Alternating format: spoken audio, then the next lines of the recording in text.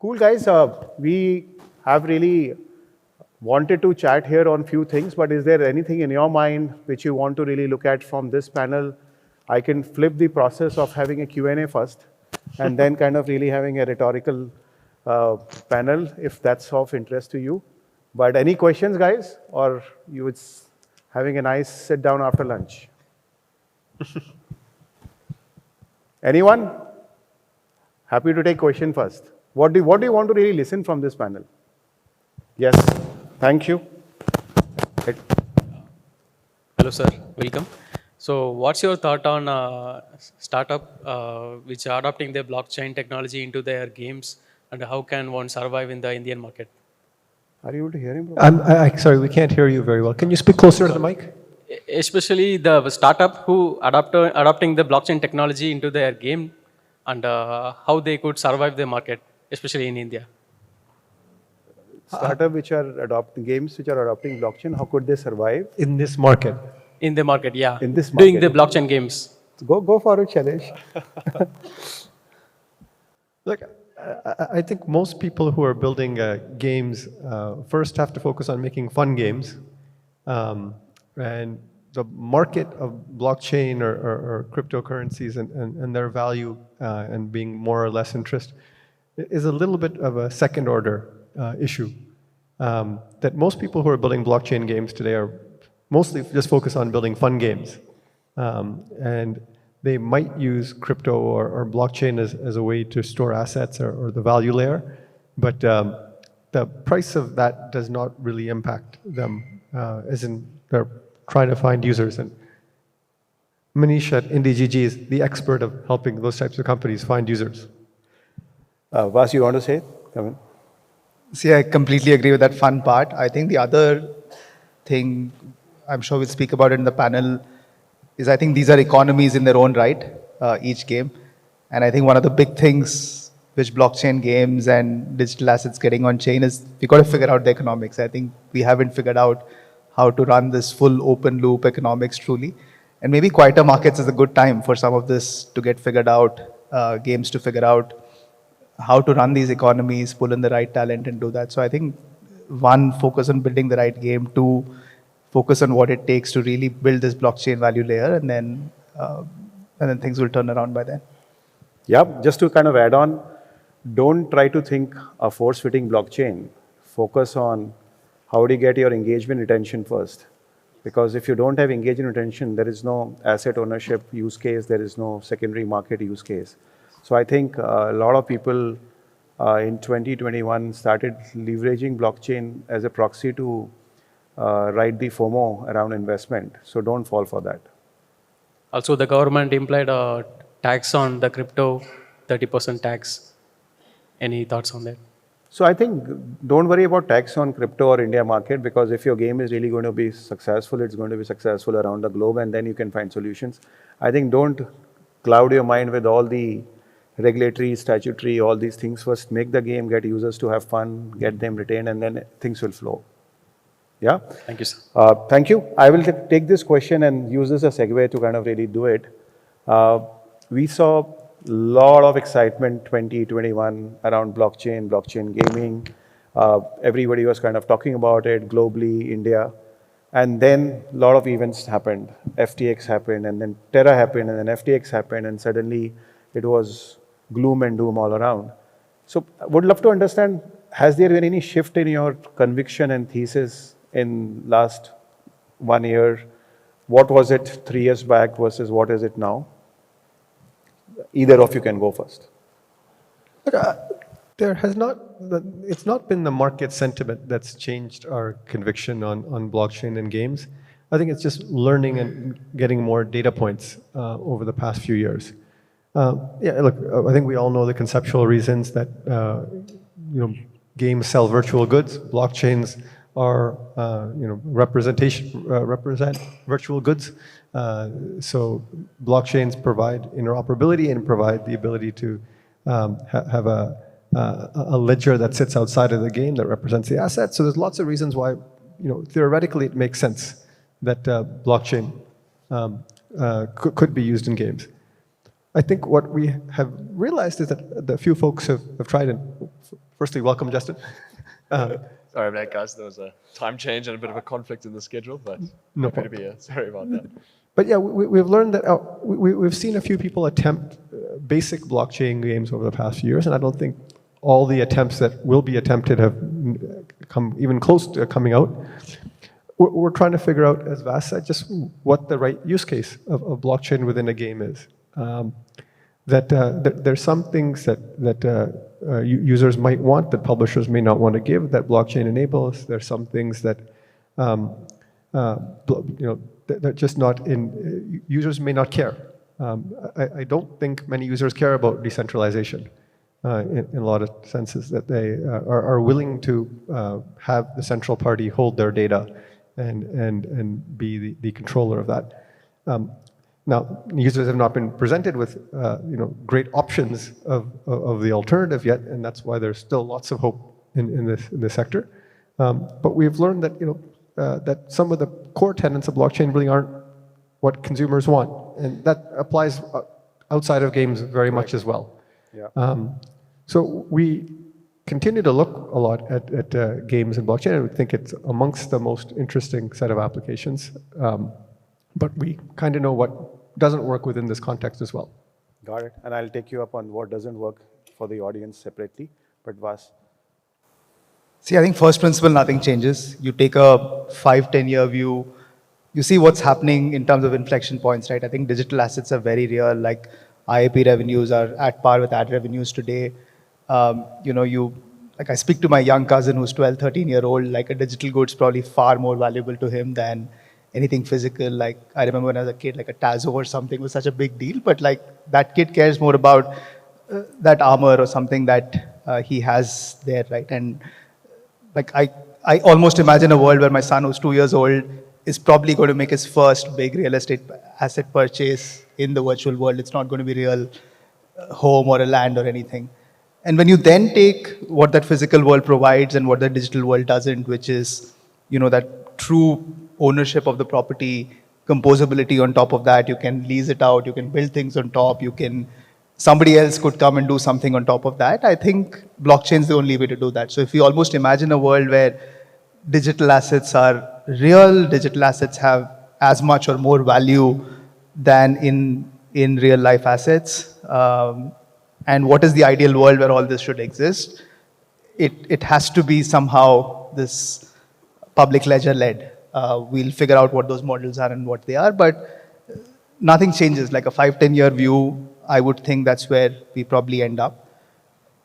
Given all that, I think the path to that is going to be murky. I think we did see, bunch of these places where the economics were not figured out intentionally, unintentionally. And I think as we go through these cycles, we'll figure out the right models to make it work. And that's where we are. We think it's also some of these quieter times are good. This is when we see the best builders come, take their time, figure out both how to make the game engaging, how to get the economics going, how to make it more usable. And I think it's the right time to be building.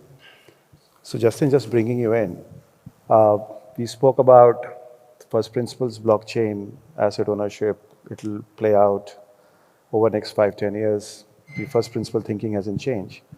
Chalesh also mentioned that he's looking at some of the use cases really to emerge. The question for you is, what are the very tangible things which will will be looking out for, which will instill that first principle really playing out?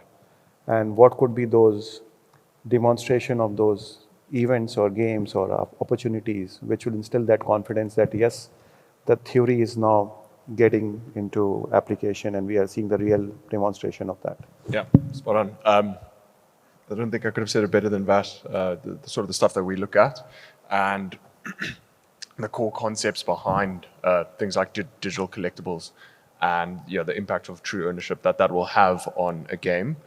But diving deeper, I mean, so gaming in crypto has gone through these phases, right? So phase one, we've kind of seen with weak games, but slightly kind of convoluted token economic structures and an attempt at some kind of game economy. I think that's interesting in terms of perhaps giving a glimpse of the future and what that may hold. And we can have a discussion about that, about sort of empowering time-rich but cash-poor people, gamers, to perhaps service or enable cash-rich but time-poor people. And like I think that you look at the phases of how traditional software and technology businesses have developed over time. What was yesteryear's web van is today's Instacart. What was yesteryear, it goes through these kind of, perhaps not the timing is right, but at least gives it a view of what may come.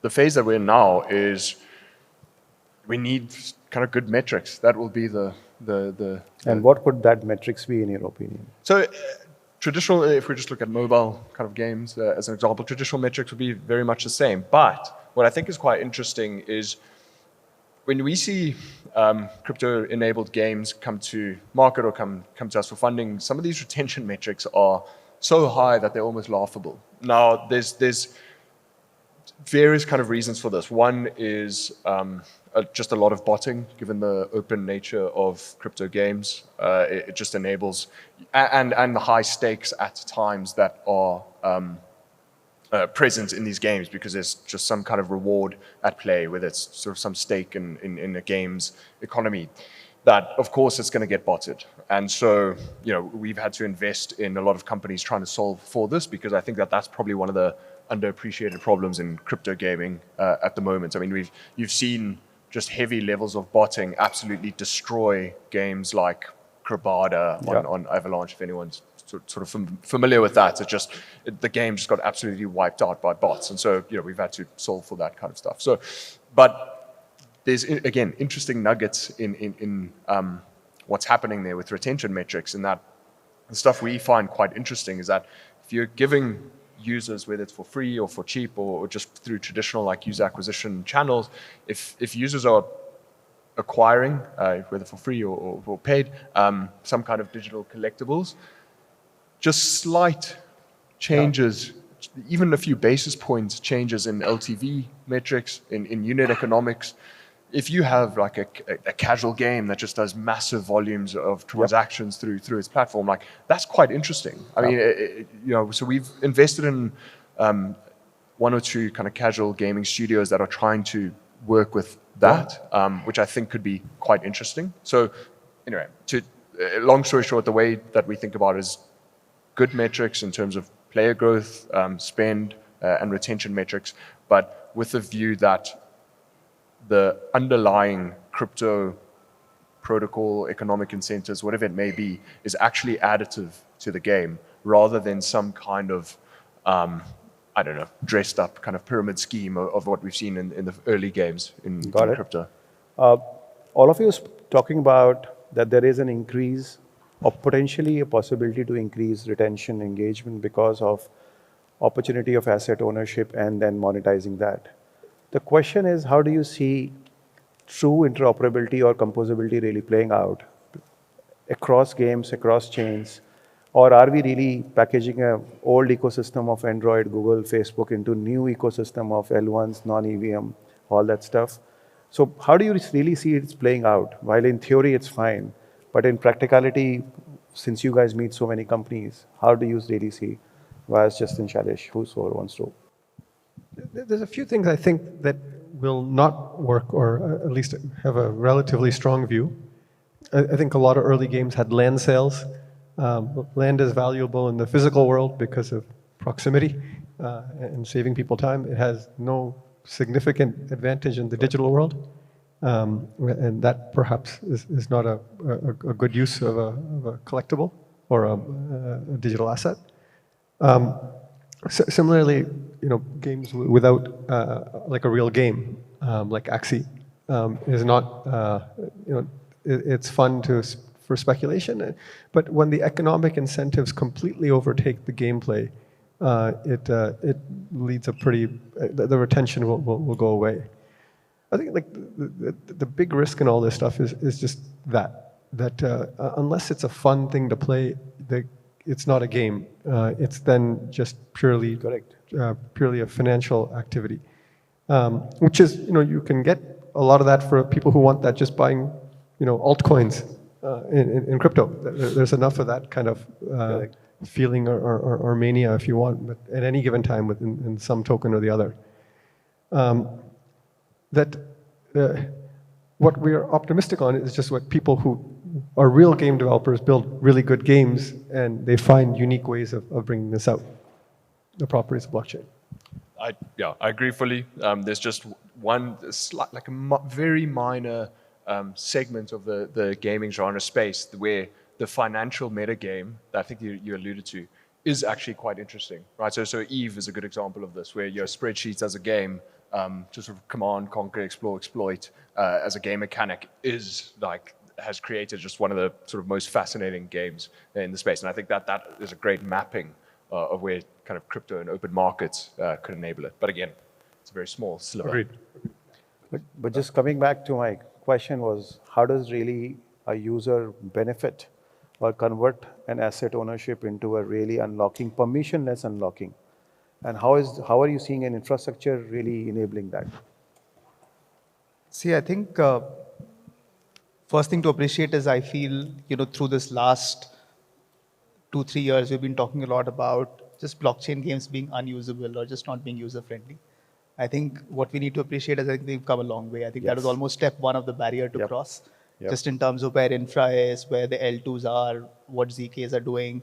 And I think we can always say, there are these gaps, whatnot, but I think we've come a long way. So almost coming into the next cycle where we bring in a lot more people into the Web3 world, the tokens world, I feel it's going to be a lot easier just in terms of user experience. So almost that's the first unlock I feel which we have achieved and which today is not so apparent, but I think it'll get more apparent as more games start building on this infra. That is one. Second, I think you spoke about composability. It's, again, like you take a 5-10 year view, it's very imaginable, right? You can very easily see what can get built out. Today, there's a lot of speculative stuff that's happening, but also look at some of these interesting things have happened, right? Where because you own an asset in some game, I'm able to give you a certain privilege in another ecosystem, right? Which could be through a token drop or anything of that kind. That's almost composability 0.5, right? It is saying, I know something there which I wouldn't have known. Like there's no way for you to know in a Web2 game what level you are for another Web2 game, but in a Web3 game, you could know that. So that's almost level 1 composability. Now, what is level 2, level 3? I don't think the problem is imagination. I feel it's just very complex economic design. Like, how do you make it happen? Like, you have like closed loop economies. When freemium games came about, we took a decade to figure out this closed loop economies, right? Like now you're saying this is this fully open loop economy where assets are freely tradable, this not. So I think we'll take baby steps. To me, even just this knowing what your status is in another game being used by another game or ecosystem, I feel is already a very good step, and many projects are using that. Some well, some not so well. But I think the next big unlock will be when somebody figures out how to make some of these. Maybe you don't open up a full economy; you open up some small part. And is it an economy design problem? Is it an infra problem? That's what I said. So I think infra has been solved to some extent. Now the other dichotomy in infra is making it easier. We have taken away some openness. I think it's correct. The very nature of it. I think there's a utopia world, which is like a decade, 2 decades, 3 decades away. We're taking steps towards that. So basically a lot of unknowns for startups to pick up and start building and solving. I would think, see, there's a utopia to build towards, but almost can you find little examples and sort of start building some use cases around it, right? Which is, we spoke about one example. I'm sure there's other interesting way to merge something you own with some other new asset and build something out which is interesting and fun. Shailesh, you want to add something? Yeah, I think like a lot of blockchain or crypto folks like hide behind infra or say that infra is not there and that's why it hasn't happened yet. We've had low-cost blockchains and block space for a few years now. Nothing is at all congested. Yeah. There's very few real users of any of these things. That's not the concern. Yeah, sure, interoperability could always be better, but like that's not a roadblocker. It's not a roadblock. Yep, I agree with you completely. And interoperability, interestingly enough, if you just look at, you mentioned Android and the mobile OS ecosystems, how it started off quite fragmented and then just coalesced into, I guess, 2 main players now. You see that similar, if you look at the Electric Capital report on the developers and where they're focusing their time, very fragmented when that report first was published across a whole number of protocols, and now slowly coalescing into sort of EVM and non-EVM, and sort of getting to, again, sort of maybe two, three main kind of protocols. That's the one data point. Interoperability, generally, I think that stuff is becoming more and more solved over time. You see the launch of CCIP by Link. I mean, that's an interoperable, like quite a far and good advancement in trying to solve for interoperability. There's also protocols that are doing this, and it's getting better and better over time. I think that stuff gets abstracted away over time, unless there's some sort of tribal affiliation to a protocol.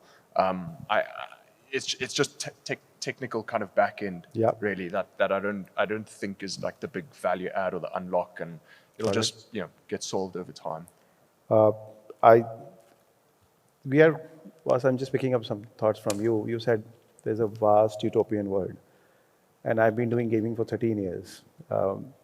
This is an utopian world we have been trying to swim. So if you were to sit today and see last 5 years, what was your one or two thesis which you were having very strongly that gaming will play out like in this manner?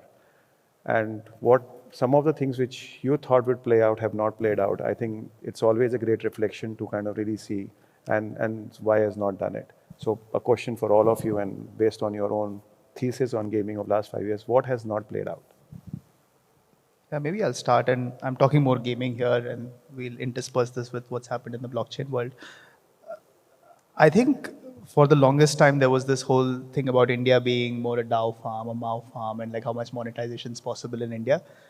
At least for us 5-6 years back, when we look back and said, when we project it out, do we start seeing this market being respectably large? I think it's clearly played out. I feel today, honestly, even I've been picking up a lot of sentiment from the conference, from people I've been meeting. I think there is a very strong belief that just building for the Indian user across different types of games is going to be a very large, substantial outcome, and those are large.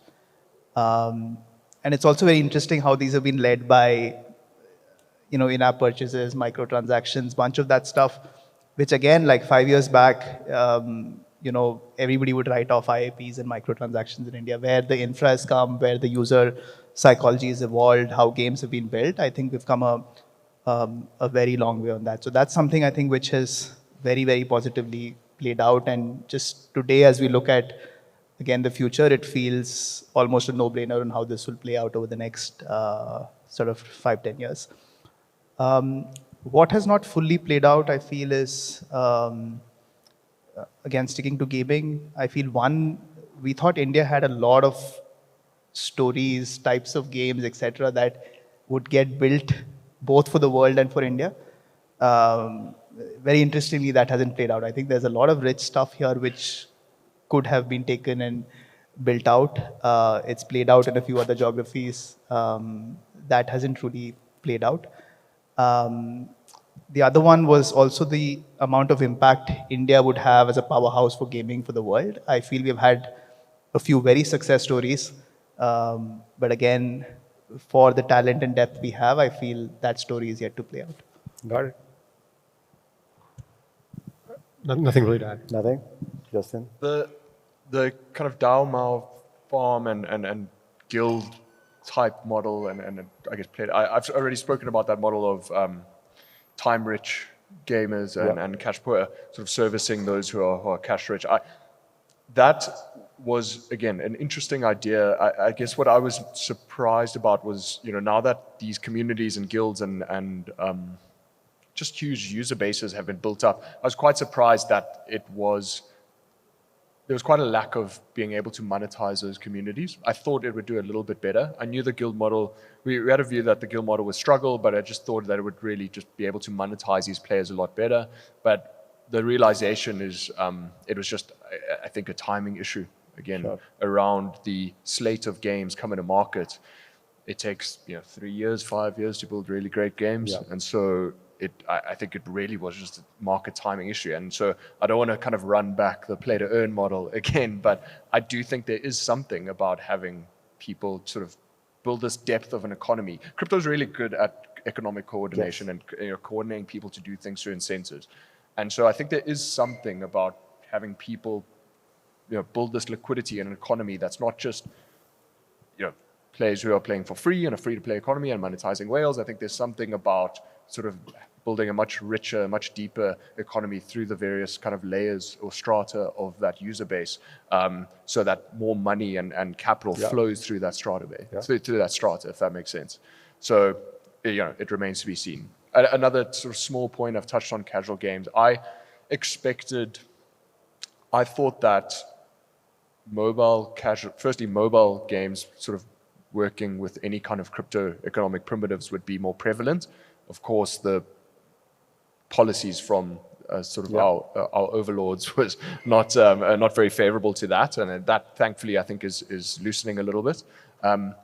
Now, expectation is, I expected after that loosened that more casual studios would incorporate crypto economic tooling, primitives, in order to build ecosystems of casual games, because interoperability with sort of AA, AAA games is very difficult. It's like, I'm not a game builder. You guys are sort of, a lot of people here are operators, can probably attest to this, and this is what I hear.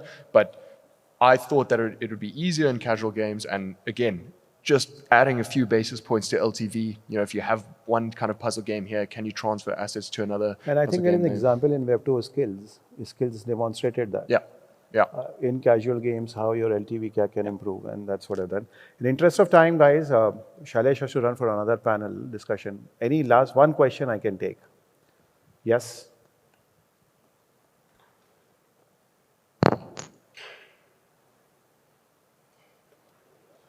Now just pass it on, yeah? Question actually. You have a question? तुम्हारा हो गया है? अभी है? चलो, okay. Simple question है, मतलब wave 2 क्या, मतलब वेव 3 का एडवांटेज क्या है वेव 2 के ऊपर? He's asking what is the advantage of Web 3 or Web 2? You want to take it? How much time do we have? You have 1 minute. 1 minute. Elevator pitch. Yes. You're not used to hearing the pitch, not getting the pitch. No, I want to frame it so the simple. There's a lot of convoluted stuff that people give, but crypto was started. If you go kind of way back, it has very libertarian, anti-authoritarian leanings, and that's the kind of ethos around why this sort of stuff was established in the first place. It speaks to me from a quite authoritarian government with not really that great, with a poor currency and that. And so these things align to why I sort of was involved in the industry in the first place. And then you go back to why Ethereum was created, is because Warcraft decided to nerf Vitalik's his Warlock or something like that. And so what are the advantages of all of this is optionality to own your stuff that you've spent so much time in a game, sort of farming, earning, or sort of acquiring. I would give that the simplest answer. There's much sort of more complicated answers around creating deeper economies, much more engaging gameplay, composability and extensibility of sort of moving game state and game logic on chain instead of being run on a single server. But we don't have to get into that right now. Sure. Okay, thanks, sir. If you need more detail, please catch him offline. Sorry, there was a gentleman there, and then we will just end the panel. Hi, can you introduce yourself? Yeah, hello. I'm Murthy. I'm co-founder of Wit. We are a protocol research and development company. So right now we are building Web3 AI. So I would like to understand, what is the AI adoption for Web3 games? I mean, both in terms of Web2 AI and Web3 AI. What is the AI application in Web3? That's a good cohort. Vas, go for it. See, at least we've been looking at them fairly independently, in the sense there is a whole reason to believe there is a Web3 future for games. And again, it's a long conversation on what AI can do to games, but again, it's very believable just in terms of what's possible, right? Like, I think it's going to start with environments, non-playing characters, then probably get into a little bit of interaction, then you get into the core game loop. Today, both economics-wise and tech capability-wise, do they feel very real? They feel very real. So at least we do think both these futures will evolve fairly independently. In some way, there's also this forces which pull both away from each other. So we'll have to see a little bit of how those two evolve. But I feel almost the next 2-3 years are both these technologies almost finding their ground, figuring out which parts of the game do they interact and work with, and then we'll have to see how they come together, if at all. Shailesh? I think one idea that's been interesting is that blockchain is being used as an authentication layer for AI assets to know that this was created by a human or created by an algorithm. Correct. And a way of authenticating it. And so Absolutely. blockchains provide that layer of truth. That's why the word coin and the Sam Altman and started both. Correct. I'd also just add, it's payments. Yeah, it's autonomous agents that are able to interact with, with multimodal interactions with the rest of the world. If you have autonomous agents that can do this, the next phase is payments, and you can't, construct an AI model that's going to plug into PayPal or UPI to be able to do this. You need an agent that can put up stake in case anything goes wrong, because you're not going to be able to sue a model or an autonomous agent. And you're going to need some kind of payment mechanism and sort of payment layer that is decentralized, open, permissionless in order to do that. So that's quite far in the future, but I think that's really going to be, aside from sort of authentication, maybe also training models across the world is an interesting application. But in short, it's payments. Yeah, I think the botting problem which you spoke about and that proof of human is a very, very immediate problem statement, also in low-hanging fruit. With that, guys, we come to an end. Thank you very much. Thank you, guys, for being a generous panelist. And please rush to your next panel. Thank you. Bye-bye. Thanks, guys.